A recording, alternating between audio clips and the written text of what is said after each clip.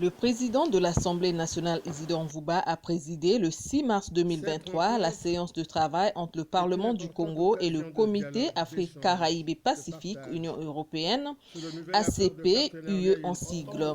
Au cours de cette séance de travail, il était question d'échanger sur le nouvel accord UE-ACP de Cotonou signé en 2020. Pour le président de l'Assemblée nationale, le partenariat ACP-UE devrait s'adapter aux réalités des temps nouveaux. Aussi a-t-il souligné que ce nouvel accord a pour vocation de devenir une force du changement.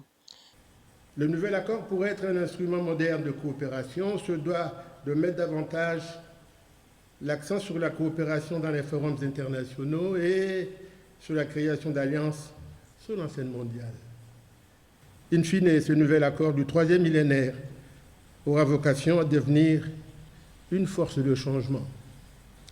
Cet accord pourra ainsi renforcer la capacité de l'Organisation des États d'Afrique, Caraïbes et Pacifique à agir ensemble sur les défis environnementaux liés au changement climatique.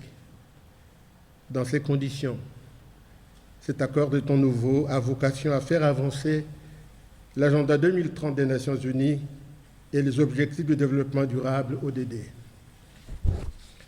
En effet, notre monde, appelé à juste raison village planétaire, est en perpétuelle mutation.